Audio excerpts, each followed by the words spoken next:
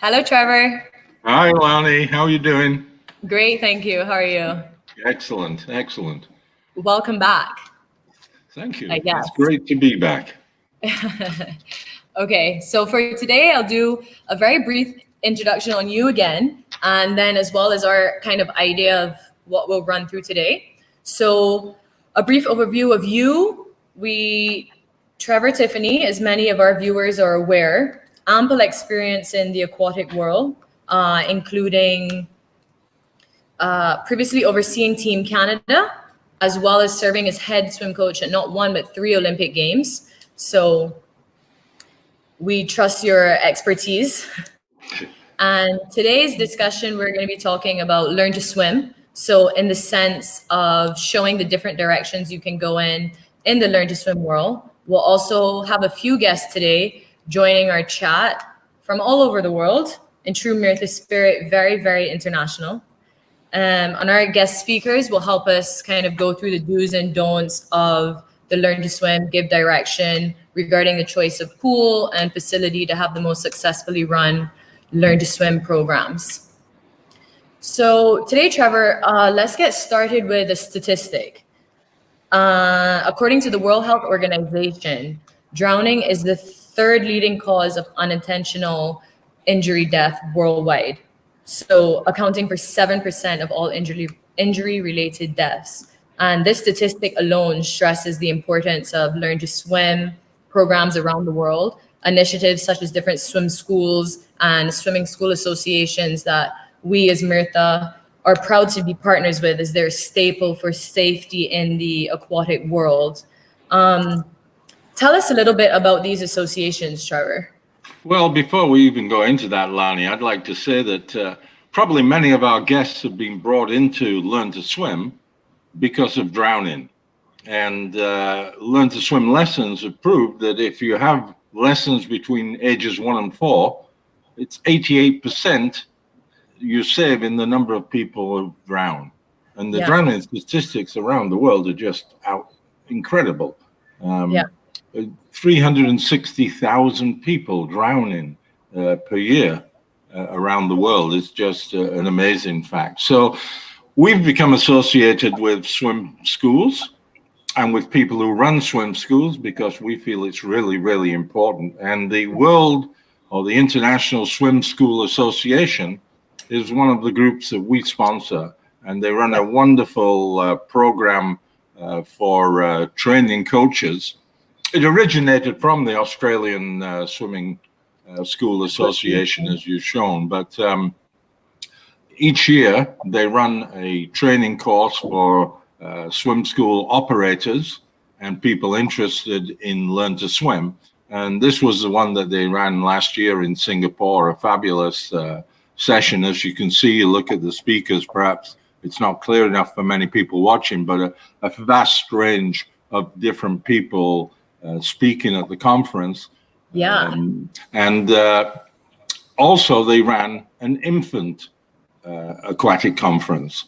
So this is teaching babies and children When you're, yeah, wow. learn to swim. So it's a really fabulous place to start if you're interested in learn to swim and building your own facility or running your own swim program, right? Yeah. You can go to one of these conferences and learn everything: how to operate the pools, how to finance and manage and so on the operations. So it's a great experience. We'd recommend it, and this is why we associate ourselves with these people.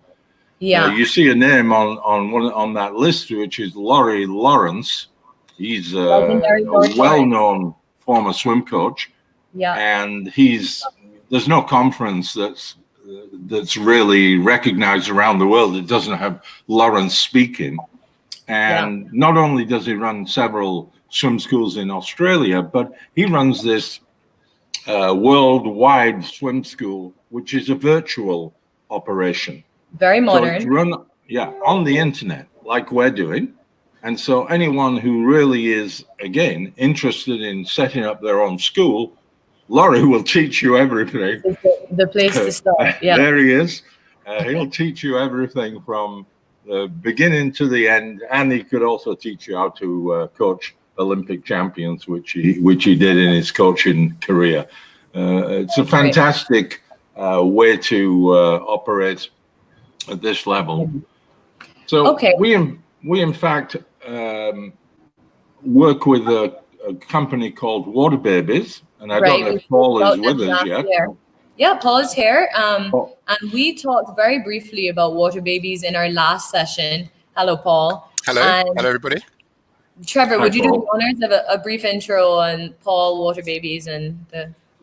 Well, we came across Water Babies many years ago because not only were the #1 franchise in the UK in terms of teaching babies to swim, but I had a friend called Steve who was working with Paul, trying to take this company international, and so we were talking about building pools for water babies.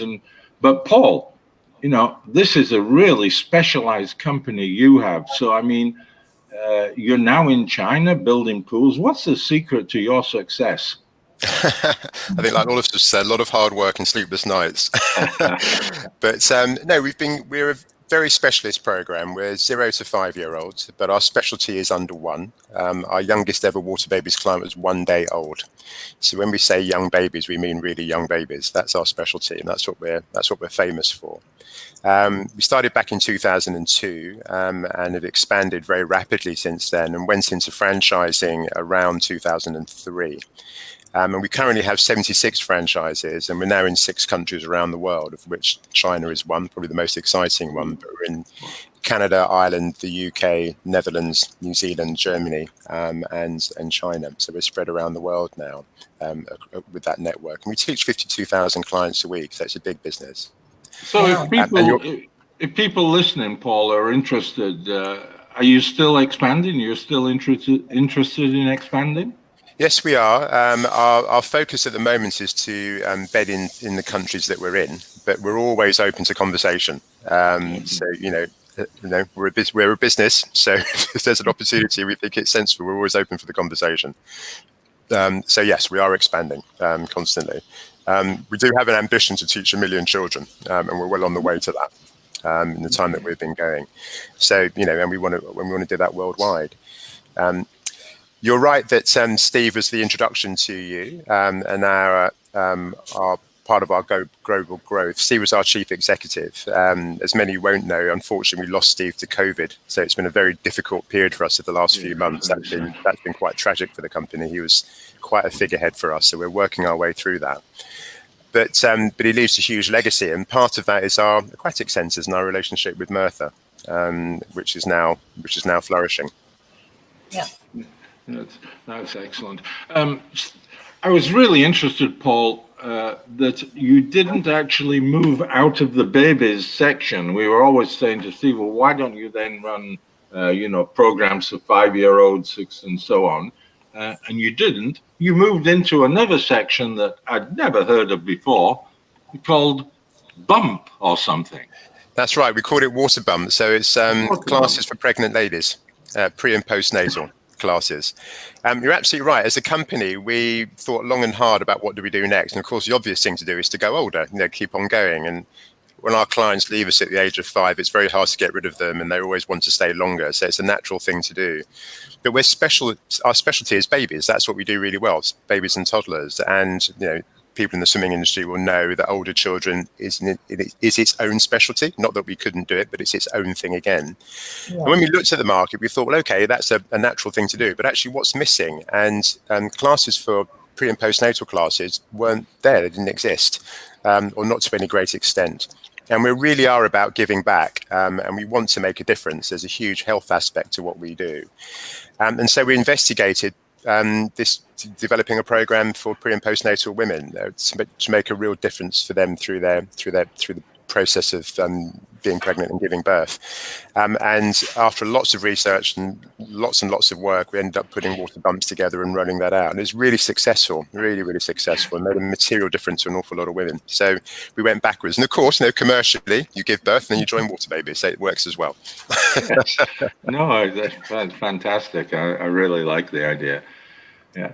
And so you chose Myrtha because we were represented in many of the countries that you were considering. Yes, absolutely. So focusing on the Myrtha relationship, which has been a great one for us. When we went into China, our normal business model is based on renting swimming pools. So we don't have our own facilities. That's been the Water Babies model. And as we've grown, there's been a real pressure on water space, which I think is the truth for every swim school everywhere in the world. In trying to get water space is a real challenge.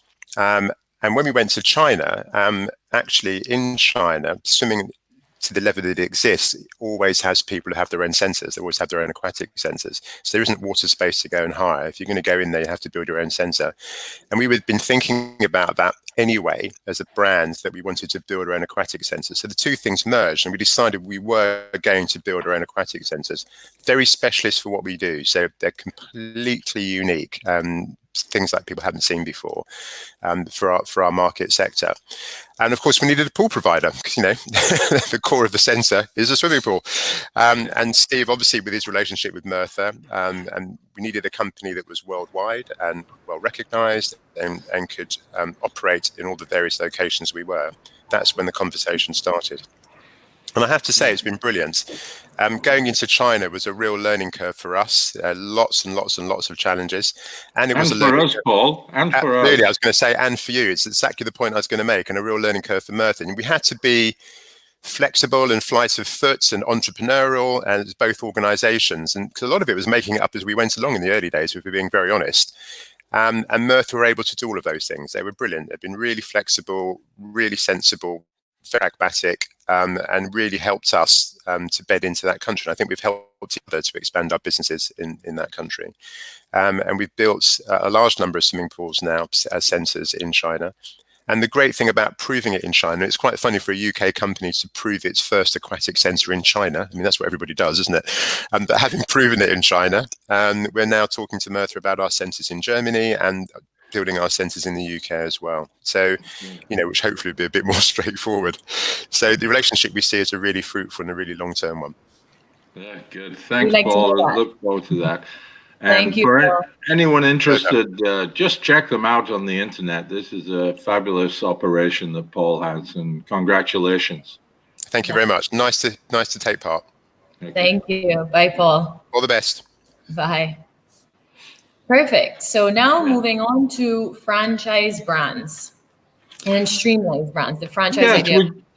We just wanted to cover that in North America, the franchise system, like Paul's system, is the one that you go into normally if you're running a swim school. Independent swim schools are much rarer than people who bought into a franchise. And Streamline is one of the biggest franchise brands around, 200 plus swim schools operating.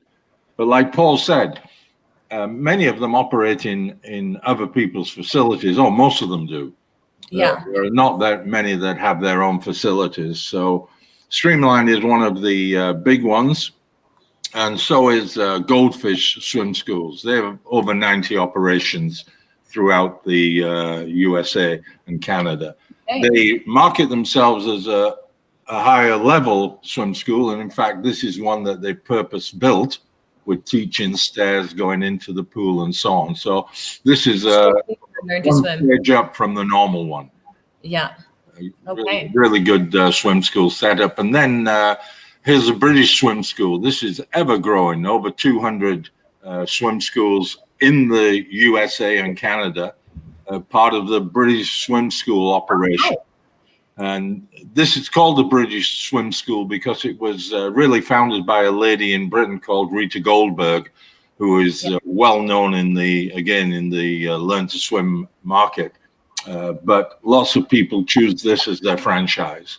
Yeah. So there are many good franchise learn to swim programs out there, but very similar to, as I say, going to the international conference and looking at what's available when you want to own or operate your own swim school. Yeah. Swim Labs is part of Streamline Brands, and we'll be talking a bit later with Paris from the American Swimming Coaches Association, and she was one of the original founders of the Swim Labs brand. And this is really unusual, in my view, because they teach swimming in an endless pool. So one of those pools with motors where the water goes round all the time. We spoke about these last time as well. Yes, and it's a very specialist group, the Swim Labs, because they have multiple cameras, 360-degree views around. Here's an example of one of the swim labs that we were part of. Our pool is in the background, and the endless pools are in the foreground. But here's a really fabulous operation of Learn to Swim that, unlike Paul's group, you move from one to the next level in the same facility. So keeping the clients that you've taught to swim, you then keep them in the program. So lots of different methods of doing the same thing, learning to swim. So it's a really good option for anyone who wants to go into this business. Yeah. Okay, so you mentioned Paris. Moving right into guest speaker number 2. We are lucky enough to have Paris, who has sacrificed some of her sleep to join us from the US. Paris, as you mentioned, Paris. Trevor, Swimming Coaches Association COO, but CEO of Machine Performance Center, Machine Aquatics. So thank you for joining us, Paris. Thank you guys for having me. I appreciate the opportunity. Yeah, of course. Paris, it's really good you could join us, because being part of the American Swimming Coaches Association, how many members do you have? We're a little over 10,000 worldwide. It gives or takes every year, but we have domestically about 6,000 members, and anywhere from 10 to 15,000 international. So, I mean, you should have a lot of questions from your coaching as to whether they should operate swim schools or not. Absolutely. And we see it as one of the most financially sustainable models for a swim coach that, obviously as we look to retirement, or just even when you're developing your swimmers and in the market as you're moving through your career, it is something that we strongly advocate for with the Swim America program that we have through the American Swim Coaches Association, is a licensee program as well. But we do work with many of the other providers that you mentioned as the franchisees here in the United States too. Okay, so the Swim America program, is that Learn to Swim as well as development of swimming? It is. It's a Learn to Swim curriculum. So it's a little bit different than a franchise model. You are buying a licensee program and a curriculum that then it's an 11-station program that you're moving through within a facility, whether you're renting or have built the facility. I'm going to flub on the year that Guy Edson and John Leonard started Swim America long ago. But it is widely looked at as a introductory, good price point model for a swim coach to transition into an LTS market. Good. And you have your own operation, Machine Learn to Swim, or Machine Swimming. How long have you operated a Learn to Swim? We opened our Learn to Swim in 2009, much like everyone else, as Paul and everybody had mentioned, renting space. We do have a competitive team. We have one of the largest competitive teams in the United States with Machine Aquatics, and really decided that for a variety of reasons, we wanted to move into the LTS market, drowning being a passionate cause of both Dan and I, drowning prevention, as you mentioned, it is the #1 cause of accidental death in children and #2 overall of accidental death. So that was something that we were passionate about. So in 2009, we started renting. And then in 2011, we built Machine Performance, the first phase of Machine Performance, with partnering with Michael Mann, the original founder of Swim Labs. We thought we had a revolutionary idea and found out somebody else was already working on it. And so we partnered with Michael Mann. Oh, excellent. I remember Michael from the early days. Yeah, he's been very passionate about the Learn to Swim in his facilities. Yeah. And I see in your facility you use, is the pool at one depth or is it different depths? It's different depths. Actually, when the pool you're looking at now, we started with 3 endless tanks, as you mentioned in the last slideshow, with swim labs. We built that in 2011. In 2017, we decided to build what you're looking at here, which was an expansion of taking our facility from 7,000 square feet to 24,000 square feet as a full performance center. So it does at the other end have learn to swim steps, and that is 2.5 to 4 foot depth across the 2 lanes, but we also come down to 6'6" at the far end with starting blocks so that we can do video analysis of starts and turns in the water as well. So we have a variety of programming in the facility, not only learn to swim, but competitive analysis as well. Oh, wow. It looks fantastic. And you also incorporate within the program other activities, like you have a gymnasium, don't you, in yours? We do. So we also have physical fitness in our facility. We have yoga, TRX, that our national team athletes have the ability to come over and train, as well as other swimmers from other competitive teams. Likewise, they come over and do video analysis with us as well. We also have a bike studio. We have a youth triathlon team. And then we actually just added a bike shop this last year. So it's a full encompassing performance center. But I mean, one of the parts that I always talk about is that the engine of all of the other activities is usually the learn to swim model. Is that the same with you? It is. I mean, I think for us, our engine obviously started in the competitive environment. So transitioning into the learn to swim is something that coaches have to do a good analysis of and understand where they are in the market and a couple of those other things. But it can become the natural driver. Our tagline for our company is build your own. So we feel like that, another reason we started in the learn to swim market was we were getting a lot of swimmers who weren't necessarily set up and ready to be on a competitive team yet. And so we wanted to make sure that when they came out of our swim school program, they were ready to transition into a competitive program. Lonnie, this is a really good point because in most places in North America, the associations have given up the license of learn to swim. They're just competitive swimming organizations. So the Canadian Swimming Association, the American Swimming Association or Federation, they're a competitive federation. In Europe, many of the federations and many of the clubs start at learn to swim. Yeah. But in North America, it's a competitive organization. So someone else is providing the swimmers. And as Paris just mentioned, the people coming in half the time don't know how to swim. Yeah. They've been taught in another program, and then you have to teach them how to swim properly. Yeah. And I'm just going through that with my nephews and nieces now that, they go to a program of learn to swim, but they're not being taught the basics of swimming, gliding, sculling, and all of that type of thing. So you get people who, in one sense can swim, but when you're looking at it from a competitive swimming side, you've got to start back at the basics and teach them the basics. Exactly. So, yeah, great, Paris. Thank you very much for joining us. And anyone interested, the American Swim Coaches Association have the program for you and can help you move forward. Thank you, Paris.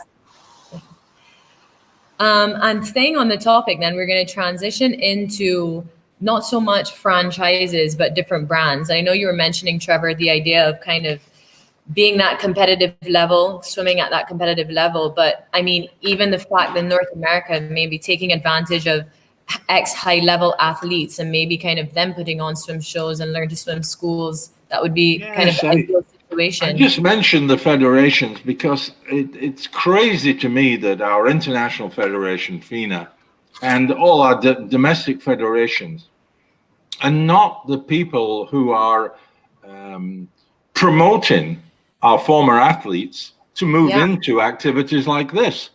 And, we do the transition or the Olympic associations do transition into future life for their athletes, but you don't hear that much about it with the swimming federations.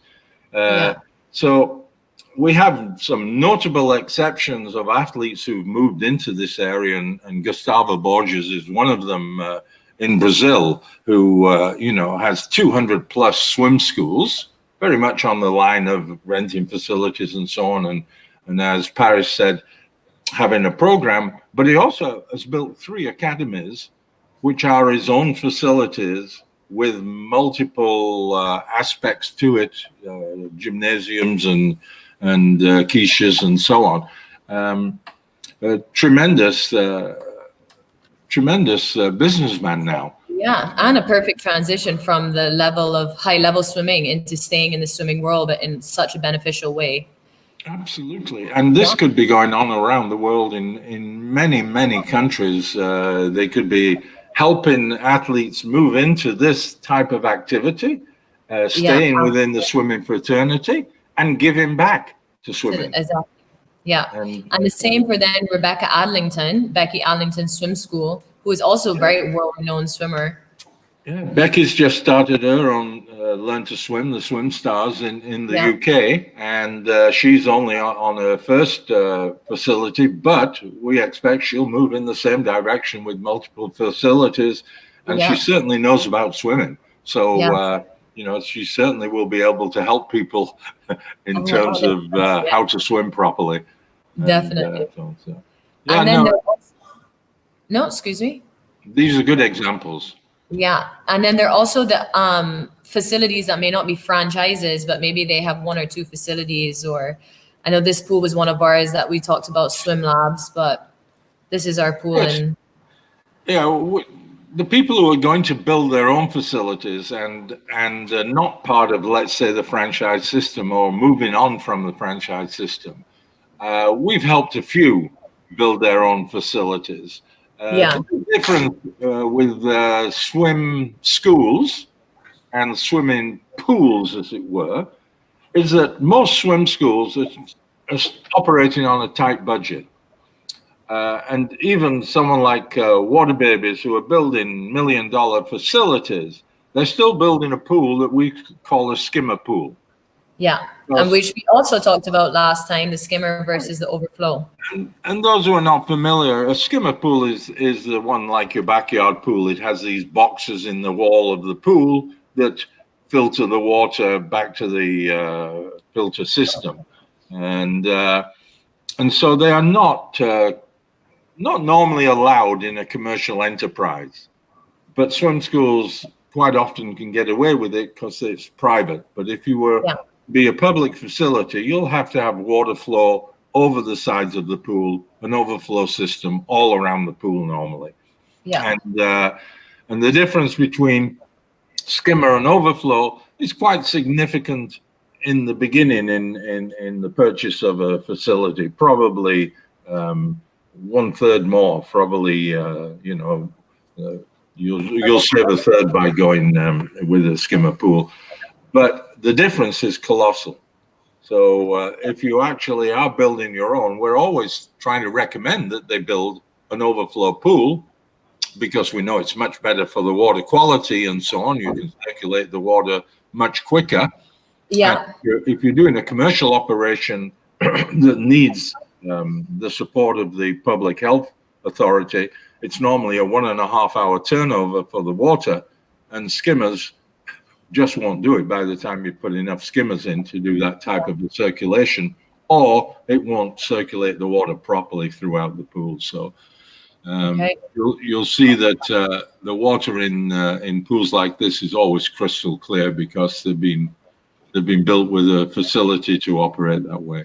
Yeah. Swim Time is another facility in Dubai, and you can probably see by the pictures that they don't necessarily have the same water turnover that you have in other parts of the world.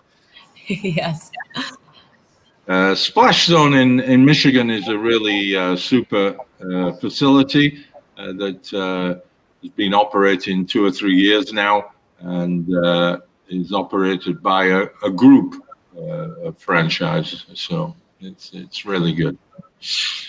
And here's another one, Swim Otters in Colorado. As you can see, this is a skimmer pool as well. budget operation because they're building the entire facility. And unfortunately, when you're building the facility, we say to people that the only reason you're doing this is the pool. Yet the first thing that tends to be cheapened, even in world-class international facilities, is the pool. So when someone's spending 20, 30 million or even more building a pool, they'll cheapen the pool. They'll take it from 8 lanes or 10 lanes to 8 or 8 lanes to 6, right?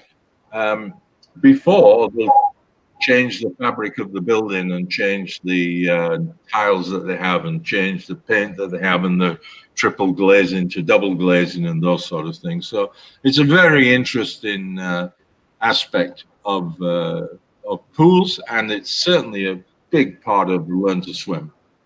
So. Okay. And Trevor, here we are with a fun fact.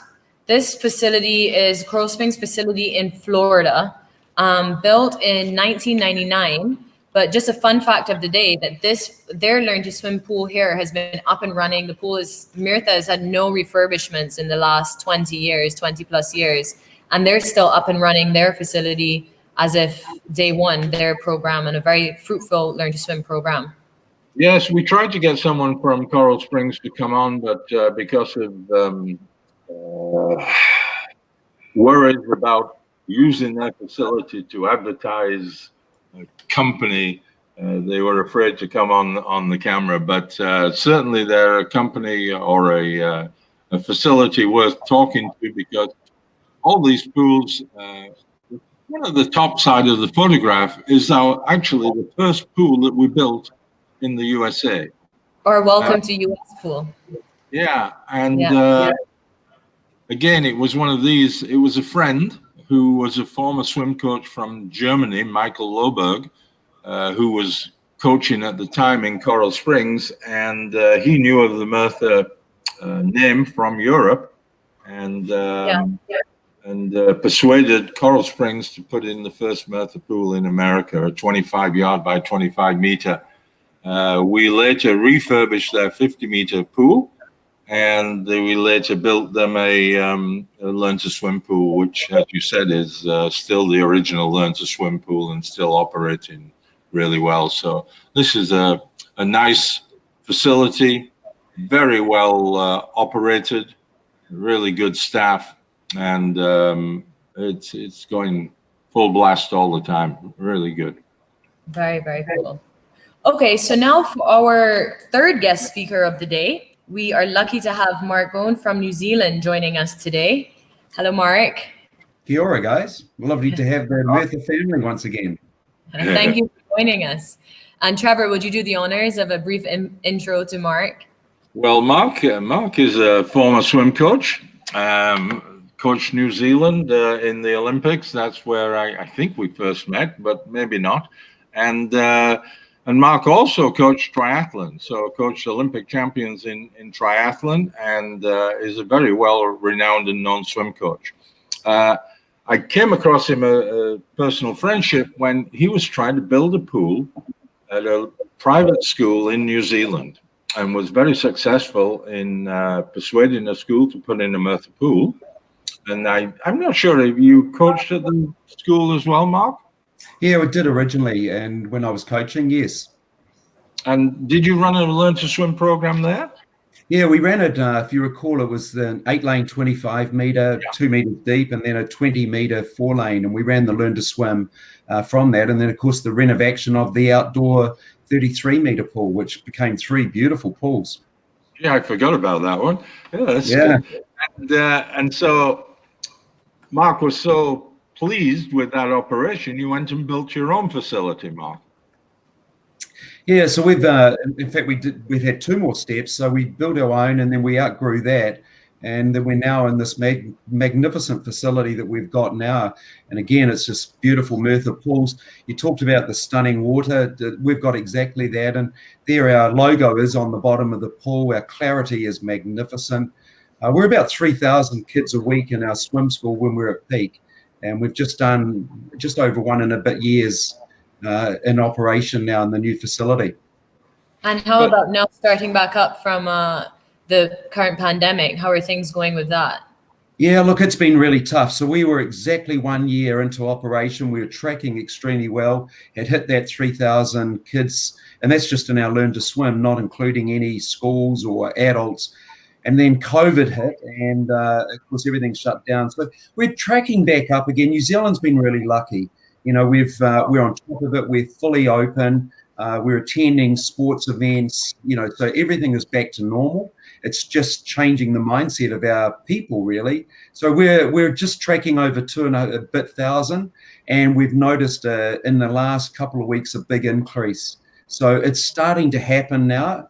Once again, but we've certainly got to get back to that 3,000 as quickly as we can, because you know this is a big facility that we've built.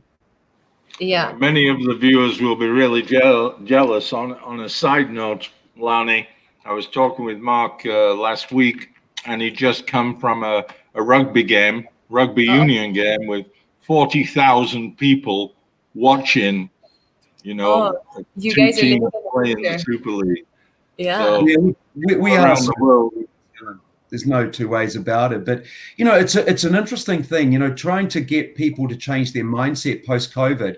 We've noticed that when the lockdown hit, a lot of young families just took time out, and they were taxi servants more than anything else. The mums were, you know, swimming was Monday, Tuesday was dance, Wednesday was gymnastics.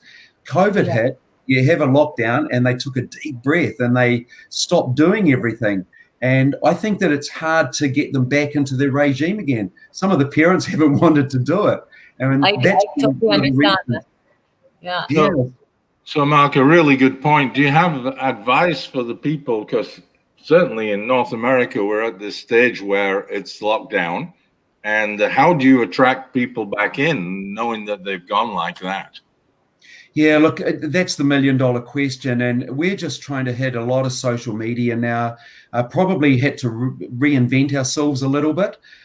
We know that we've got an incredibly safe facility, beautiful facility. These are just some shots of in the bottom of our teaching pool, and you'll notice a teaching ledge all along the side there.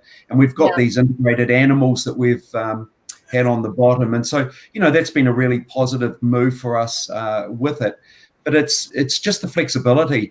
And I think what we've got to do is just wait for people to settle down again. And, you know, there's a lot of economic uncertainty out there too. People don't know where they're going to, how good the economy is going to bounce back. And that's going to be worldwide. And I think will be the biggest issue.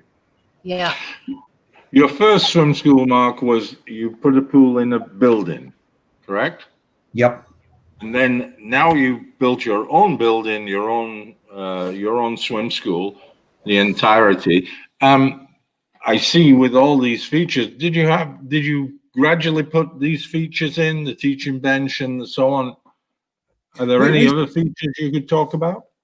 Yeah, so we looked at our model and we went, what do we want to do and how do we best teach Learn to Swim? And so where a lot of pools around the world go from shallow to deep on the lengthwise, we do it the opposite, both in our what we call our teaching pool and our squad pool. So we start from shallow and getting deeper crossways. And even in our squad pool, we do the same principle. So most deep lanes are all the same depth all the way through. And kids progress and generally in age, you know, as they get better. So it allows for that growth factor and safety factor. So in a Learn to Swim environment, wherever you start from, you know you can put your feet down if you can start off with your feet down. So from a safety perspective, we found that really good. Teaching ledge has been fantastic always because you can, you know, settle young preschoolers down on it. Parents, when they've got babies, can sit on it and hold the baby adequately and so on. But yeah, there's, you know, so many features. And I guess we've learned from just the relationship we've had with Myrtha and looked at what, you know, we know that they can offer us, and we've tried to put together what we think is an ultimate model so that we can cater for kids from 3 months right through to, I mean, goodness, we've got so many geriatrics in our water aerobics program now. So I don't want to bag them at all. They're fantastic. And it's a different. You mentioned squats. So You mentioned squads, Mark. Do you go right the way through to international swimming? Yeah, so I'm not competitively coaching anymore. I've did a lot of years of that, like you, Trevor. And so what we've got is we have clubs that come in and use the pool outside of our normal hours. However, we still have a triathlon program, and we integrate that with our adult program. And we've got medalists that have been on Kona for the Hawaiian Ironman in our program, Australasian champions. So, it's still a very competitive world-class athletes in what we believe is a world-class facility. Ah, excellent. And I remember the last time I was down, Janie Parkhouse was in the pool. Is she one of those geriatrics you're talking about? Oh no, Janie would never accept me calling her a geriatric. So, yeah, Commonwealth Games gold medalist in 1974. Gosh, going back, isn't it? It is. That's excellent. Thanks, Perfect. Mark. Thank you very much for joining us, Mark. Pleasure. Also because of the time difference. Thank you. Nice to hear from you. You as well. Okay, now moving on. Well, staying local to New Zealand, we have another testimonial from one of our facilities, Northern Arena. We'll just play the video. The pools here have been purpose-built for Learn to Swim, with their soft, spongy floor and their shallow depth. Their filtration system uses ultraviolet light, similar to how our water is treated, which means a really low level of chlorine. Perfect for kids with sensitive skin, and you'll notice no smell in the air.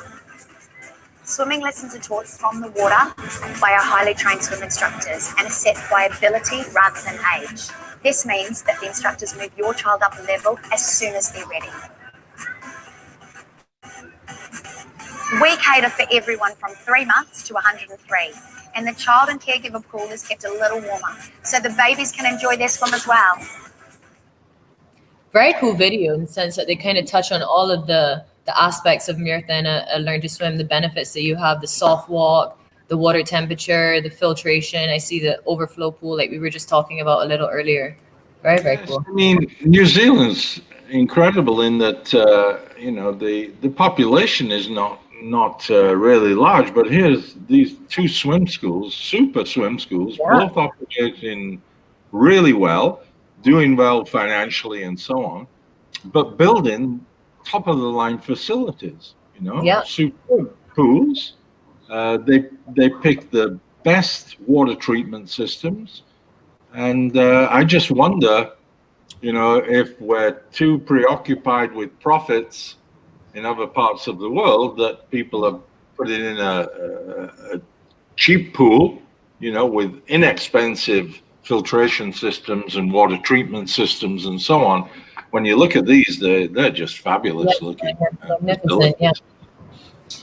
So, I mean, it's all a question of money, but these people operate obviously at a profit, and they've been in business a long time. So they must be doing something right. They must be doing something right, and they'd be well worth talking to people like who operate the pools. Yeah. And then for our final guest speaker of the day, we're happy to welcome Sander Tenbrock, who is director of the 25-21 Simply Swimming Initiative. Hi, Sander. Good morning. Joining us. And we have been in partnership or work with Sander and his team for about over 10 years now, more or less. Sander, can you start by giving us an overview of the 25-21 Simply Swimming Initiative? Yes, I can.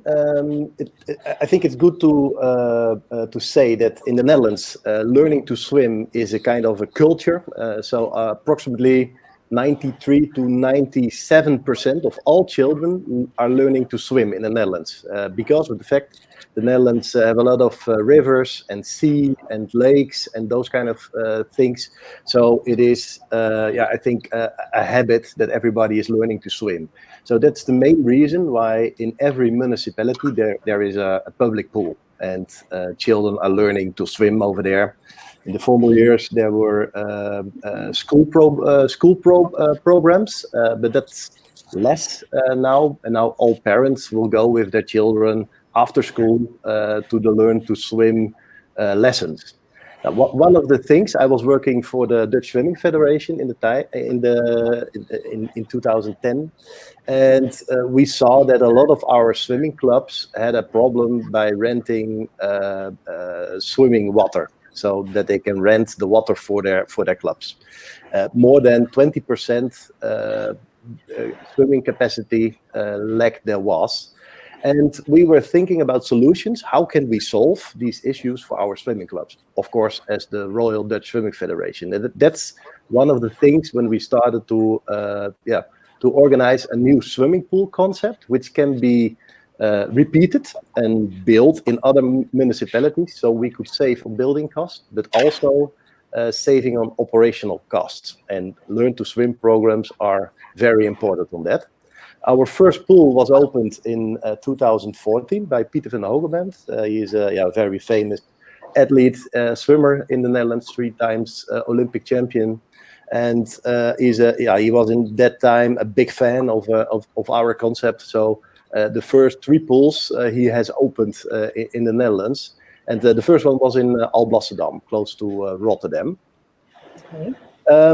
The most important thing to start thinking about new solutions in building swimming pools, from my point of view, and a lot of people with me, was that pools were built traditionally in the Netherlands, and there were a lot of things in the pool which me, as a water polo player, couldn't understand in case of investment, in case of how many people are using it, and is it worth entering it in a public pool. So we came to the conclusion that we should put in what's needed. So the must-haves are in our concept, and the nice-to-haves aren't in. But it is an option that you can add, for example, slides or whirlpools or whatever to our concept. You can go to the next. This is a pool in Culemborg. I will show you some pictures of indoor pools we are building, because in the Netherlands there are a few outdoor pools which are used during the year. So we have a bad climate in the Netherlands. So every municipality has an indoor public pool. Okay. This is our basic concept. The name 2521. It's the size of our standard pool. It's 25 meters, 8 lanes, 21 meters wide, and we have a movable floor inside. I will show you later in a photo. But we can add functions to the pool as well. So there was a question in Almere to add the basic concept 2521 with a sports hall, and this one we have built. Maybe you can go to the next. Yeah, this is the one we have built in Almere. There's a very small space to build pools and sports halls, so we had to stack it on top. We had to put the sports hall on top. So our concept is multifunctional. It can be added, it can be smaller, it can be bigger, etc. We were asked in 2011 during the World Championships in Shanghai to present our concept, which we thought it was only for the Netherlands interesting, to present it in Shanghai on the World Championships. And after this, we got a lot of questions from other European countries if it was possible to set up organizations in other countries. And after this, we have built pools in Germany, in Norway, in Belgium. Now we are building 2 more in Norway, 1 more in Germany. So this is, I think, where it's all about. And now the philosophy behind our investment. So if you look at investment cost of pools, traditionally pools were built with a Learn to Swim pool, you see on the right, and competition pool. And we said if we can combine 2 pools into 1 pool, and we can organize this with the same target groups, which can be in the pool, we are saving a lot of money in investment, because in fact you only need 1 water treatment system and you only need 1 air treatment system, and we are combining this with a movable floor in the length. So over 25 meters, we put in the movable floor. And by doing this, you can organize at the same time, learn to swim in shallow water. And on the other side, for example, the swimming club can swim lanes, or people who want to swim lanes can swim lanes. And this is one of the, I think, main ideas we had in the Netherlands, that we are combining things and saving on operational costs. You've come up with some really novel ideas, Sanders, Yes. in your development of these facilities. I mean, this length of the pool, changing movable floors on the length as opposed to the width is really, really only seen in your part of the world at present. Yeah. So. Yeah. That's I don't know if I can translate it good into English, but my philosophy is if you keep doing what you did, you will get what you already had. And if you want to do it differently, you have to do it differently. And that's another way of thinking. If I compare this to the traditional way of building swimming pools and operating swimming pools, and by this idea, for example, we are saving millions on building costs, and we are saving hundred thousands of euros in operational costs. Wow. You are already saving people millions in building costs, because I see your building costs for those first couple of facilities around 1,500, 1,600 euro a square meter for the entire operation, including fitting everything. Yeah, including everything. And that was our philosophy, that we took in our concept everything that was already existing on the market and what was the best. And our philosophy is looking at the total cost of ownership over 40 years. So we are looking at the operational things over 40 years. And this is the reason, one of the reasons, for example, why we have chosen Myrtha pools as well as our pool concept, because of the fact we know exactly lifetime cycles and those kind of things. And we aren't using concrete anymore, for example. If you are building one pool, only one pool, there's always a question in water temperature differences. So our next step was, can we add two water temperatures in one pool? So on the above the movable floor, we have managed to create 4 degrees Celsius difference comparing to the rest of the pool. And Wow. we did some innovations on that. It's not too how do you say it? It's not it was easy to organize, but we had to think about these kind of things. And everybody who sees this says, "Oh, yeah, good idea." But you have to organize it as well, of course.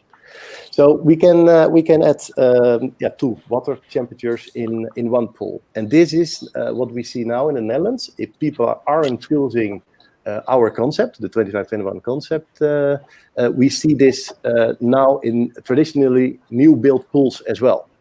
And when we started this, I had all consultants in the Netherlands over my head, and they all said it's not possible because of this, because of that.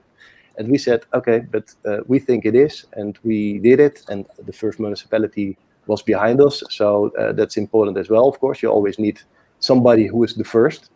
And now we have proven that it is possible.